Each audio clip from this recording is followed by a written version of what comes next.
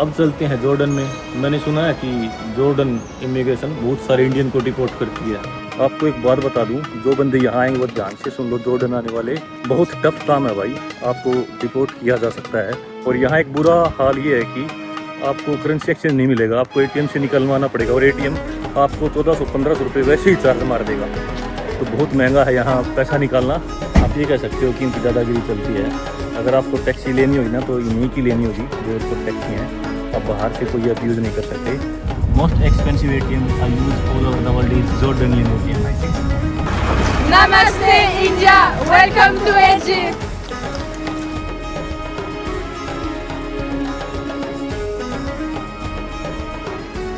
आपका स्वागत है एक और नई वीडियो में भाई। फिलहाल हूँ मैं अलेक्जेंड्रिया और ये देखो मेरे पीछे जाम लगा हुआ है। जाम क्या लगा हुआ है? मैं वीडियो बना रहा था भाई, पुलिस वाले ने रोक लिया, बोलता है मत बना। ये देखो धुंध पड़ी हुई है पर इतनी भी धुंध नहीं है, उन्होंने मुझे रोका कि वीडियो मत बना। ये देखो गाड़ियाँ रोकी है, इतना लंबा जाम लगा हुआ भाई, पता नहीं आज पहुंच पाएंगे या नहीं पाएंगे। मेरी फ्लाइट है 1 बजे की और यहाँ फिलहाल 7 बज चुके हैं। मैं हूँ अलेक्जेंड्रिया से कैरो तक 4 घंटे का रास्ता है, तो 7 बज चुके हैं तो सीधी सी बात है 11 बज जाएंगे भाई। 4 घंटे लेगी ये। जहाँ मैं कैरो में उतरूंगा वहाँ से एयरपोर्ट तक का 1 घंटा है, तो 12 बज गई। 12 बजे वो लोग बोर्डिंग क्लोज कर देते हैं। फिलहाल 7 यहाँ बज चुके हैं। मैं हूँ अलेक्जेंड्रिया शहर से हल्का सा बाहर।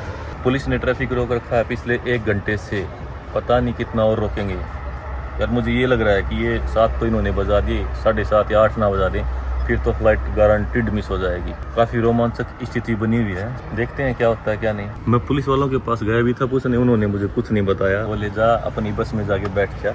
ये मिनी वैन है भाई जिससे मैं ट्रैवल कर रहा हूँ, गो बस कंपनी नाम से वेबसाइट है, उससे मैंने इसकी टिकट बुक की है।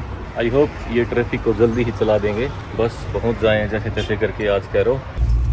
ये देखो भाई ड्राइवर शीशा साफ कर रहा है, मतलब इसके वाइपर काम नहीं कर रहे हैं, शीशा उतर के साफ कर रहा है। कमाल है भाई, ऐसे तो लेट करेगा ये बंदा।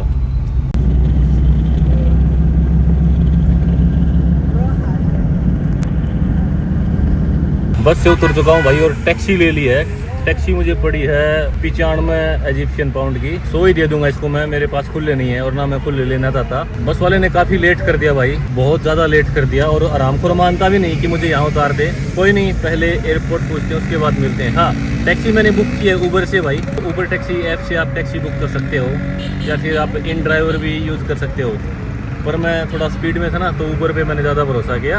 लगभग सेम ही प्राइस है यहाँ पे ऊबर और इन ड्राइव का। बाकी काफ़ी भीड़ भड़ाका भाई यहाँ पे शहर में, लेट होते होते और लेट हो रहे हैं। ये देखो शॉर्ट्स गिल्ली थी, मैंने बैग के ऊपर ही सुखा रखी है भाई। लोग क्या कहेंगे क्या देखेंगे, जाट डोंट केयर, कच्चा ऊपर ही सुखा रखा, कोई दिक्कत नहीं। वैसे भी हम फैशनेबल ट्रैवलर नहीं है भाई, देसी ट्रैवलर है। बने रहो मेरे साथ, देखते हैं एयरपोर्ट पे क्या होगा क्या नहीं होगा, क्योंकि मैंने सुना है कि जॉर्डन इमिग्रेशन बहुत सारे भारतीयों को डिपोर्ट कर रहा है आजकल। टैक्सी से उतर गया भाई और अब अपने बैग को उठा के चलता हूँ अंदर। आपसे मिलूंगा बाद में, पहले सारा काम करता हूँ जरूरी। फिलहाल हूँ मैं ड्यूटी फ्री एरिया में, बोर्डिंग पास भी आ गया, सब कुछ हो गया, इमिग्रेशन भी क्लियर होगी। पर जो मेरे साथ हुआ ना वो आपको मैं बताता हूँ। अब मैं आपको शुरू से बताता हूँ सारी कहानी की मेरे साथ क्या हुआ।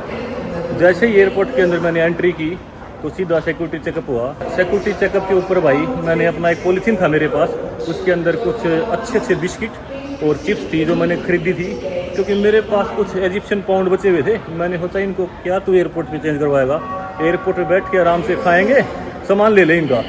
मैंने सामान ले लिया, अच्छा सामान खरीदा भाई मैंने, तो इस आस में कि एयरपोर्ट पे मज़े करेंगे इस सामान से। चलो आपको मैं यहाँ बैठ के बताता हूँ, बैठ के अच्छे से समझाऊँगा। जब सिक्योरिटी चेकअप हुआ तो मैंने वो पॉलीथीन जिसमें चिप्स और बिस्किट थे वो भी मैंने रख दिया वहीं पे, ये भी मशीन के अंदर से निकल जाएगा, कोई दिक्कत नहीं। मैं अपना बैग उठा के निकल दिया, उस पैकेट को भूल गया मैं। जैसे ही मैं बोर्डिंग पास लेने के लिए काउंटर के नज़दीक गया, मुझे याद आया कि तू वो भूल आया भाई। 2-3 मिनट ही हुए थे मैक्सिमम, 2-3 मिनट से ज़्यादा का टाइम नहीं लगा। मैं तुरंत वापस मुड़ा और बोला कि सर ऐसे मेरा सामान रह गया है। वहाँ जो स्टाफ था मैंने उसको बोला तो वो बोला ठीक है हम देखते हैं। तो भाई उन्होंने एक दूसरे की तरफ देखा, कुछ बात की, फिर इधर उधर थोड़े घूमे, बोले नहीं यहाँ कोई सामान नहीं है। फिर एक पुलिस वाला खड़ा था, मैंने उसको बोला कि सर ये ऐसे मेरा सामान है, मुझे भूख लगी हुई है और मैं ऐसे सामान खरीद के लाया था, ये कहानी होगी। तो वो बोलता चलो ठीक है मैं ढूंढता हूँ। भाई उसने उनसे पूछा सेम बंदों से, वो बोला नहीं है। जब उसने बोला नहीं है तो मैं फिर वापस आ गया। मेरा सवाल ये है कि ये तो खाने पीने का सामान था, अगर फ़ोन होता या पासपोर्ट वगैरह होता क्या फिर भी वो गुम हो जाता? कमाल की बात, वहाँ जो बंदे खड़े थे जिनसे मैं पूछ रहा था मेरा सामान कहाँ गया, मतलब मेरे बिस्किट वगैरह कहाँ गए, वो सेम बंदे मेरे से टिप मांग रहे थे। मैं बोला किस बात की टिप भाई, टिप दे दो भाई, तुम्हारी कंट्री में ही था, टिप ही मिली है, अब तो छोड़ दो यार पीछा। फिर आगे सुनो भाई, फिर मैं चला गया बोर्डिंग पास लेने के लिए। बोर्डिंग पास वाले काउंटर पे गया, मैंने अपनी फ्लाइट टिकट दिखाई, पासपोर्ट दिखाया, तो मुझे बोलती है कि जॉर्डन का वीज़ा। मैंने बोला madam Jordan visa on arrival Indian के लिए। तो फिर बोलती है टिकट दिखा अपनी। मैंने उसको टिकट दिखा दी सऊदी अरबिया की। अगला सवाल उसका था होम कंट्री की टिकट दिखा। मैं बोला होम कंट्री नहीं, मैं सऊदी अरबिया से दुबई जाऊँगा, ये देखो दुबई की टिकट। फिर बोलती है दुबई का वीज़ा दिखा। मैंने अपना 5 साल वाला वीज़ा दिखा दिया। फिर मुझे बोलती है कि इस पे तो आपके पुराने पासपोर्ट नंबर है, नया नहीं है। मैं बोला मैडम ये दोनों पासपोर्ट आपके पास है, आप मैच कर लो। उसने मैच कर लिया भाई, पुराने पासपोर्ट से उसका मैच हो गया और वीज़ा वैलिड था। फिर बोलती है अगर उसने इस पे एंट्री नहीं दी तो। मैं बोला मैडम मेरे पास यूएस वीज़ा है, उसके ऊपर वीज़ा ऑन अराइवल है, फिर तो मिलेगी एंट्री। फिर हंस के बोलती है ओके ओके सॉरी, हाँ ठीक है भाई। फिर उसने मुझे बोर्डिंग पास दे दिया। तो बोर्डिंग पास लेने के बाद मैं सीधा चला गया इमिग्रेशन काउंटर पे। इमिग्रेशन पे पूछा और मैंने अपना पासपोर्ट दिया। इमिग्रेशन वाली लेडी थी, उसने मुझसे कुछ नहीं पूछा भाई, कोई क्वेश्चन, कोई सवाल, कोई जवाब, कुछ भी नहीं।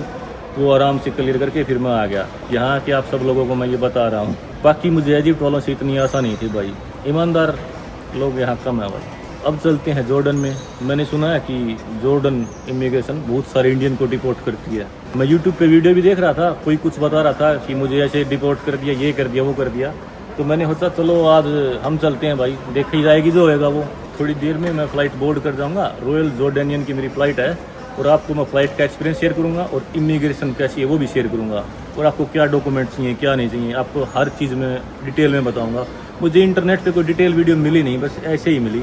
तो मैं सोच रहा हूँ कि मैं लोगों की आंखें खोल सकता हूँ भाई। जो चादरा मैं ओढ़ रहा हूँ ना, परना, इसको हरियाणा में परना बोलते हैं भाई। ये इजिप्ट में बहुत फेमस है और इसको वो इजिप्ट में महंगे दामों में बेच रहे हैं। मैंने देखा यार ये तो सही चीज़ लेके आया मैं। और जब मैं इसको ओढ़ के यहाँ घूम रहा हूँ तो ये सोच रहे हैं कि लोकल इजिप्शियन है। अब फ्लाइट में बोर्डिंग करेंगे भाई। लाइफ में पहली बार रॉयल जॉर्डेनियन की सवारी करेंगे। ये भाई वेट कर रहा है अपना, थैंक यू। और ये अपना पहला कदम रॉयल। हेलो, छोटी सी फ्लाइट है भाई बिल्कुल। साइड भी डबल सीट है, ये साइड भी डबल सीट है और वैसे लंबाई भी कम है, ज़्यादा नहीं है। चार्टर्ड प्लेन जैसी फीलिंग आ रही है। पैरों के लिए गैप ठीक ठाक है भाई, हल्के बहुत अड़ रहे हैं, वैसे ज़्यादा नहीं अड़ रहे। सीट भी इंक्लाइन होती है पीछे की तरफ, इसको दबाओ और पीछे चले जाओ। ठीक है एयरलाइन। बाकी एक प्रॉब्लम है इसमें, जो सामान रखने की जगह है ना, ये सामने ये डोर है, ये छोटे हैं भाई औरों से। इंग्लिश में आप कह सकते हो लगेज स्टोरेज छोटी है। थोड़ी देर में टेक ऑफ हो जाएगा। ये सही है भाई, चीज़ सैंडविच दे दी, पानी, जूस, ये मिठाई है भाई, ये एयरलाइन सही है भाई।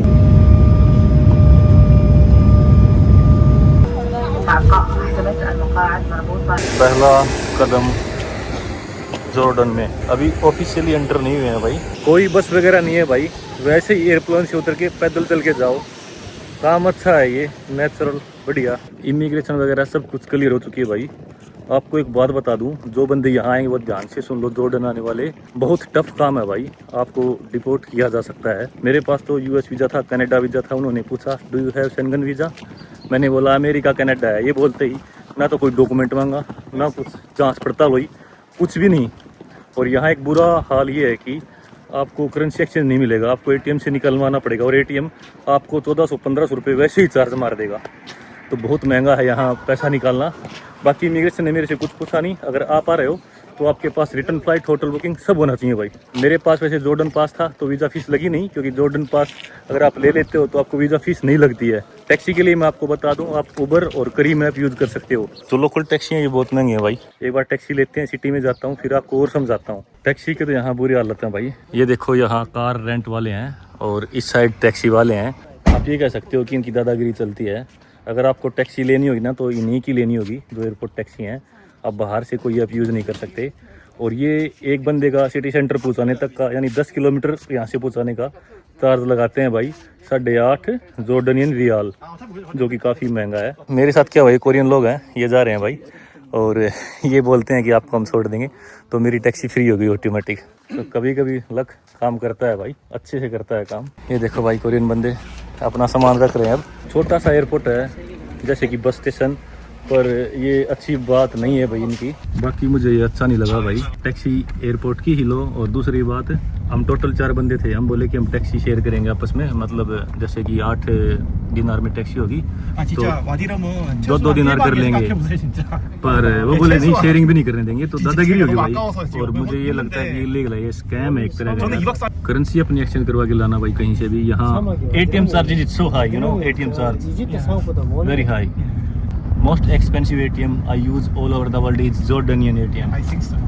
तो भाई इमिग्रेशन में तो दिक्कत नहीं आई, पर आप लोग अपनी तैयारी करके आना। आपके पास, मैं फिर एक बार रिपीट करता हूँ, होटल बुकिंग होनी चाहिए, रिटर्न फ्लाइट टिकट होनी चाहिए, ट्रैवल इंश्योरेंस इन्होंने मुझसे मांगा नहीं, तो आपकी मर्जी है लेना या नहीं लेना। मेरे पास जॉर्डन पास था, अगर आप जॉर्डन पास लोगे ना तो अच्छा ही रहेगा, क्योंकि फिर आपको वीज़ा फीस नहीं देनी पड़ती। कोरियन ने यहाँ सिटी सेंटर में उतार दिया भाई, बहुत बड़ा आदमी था।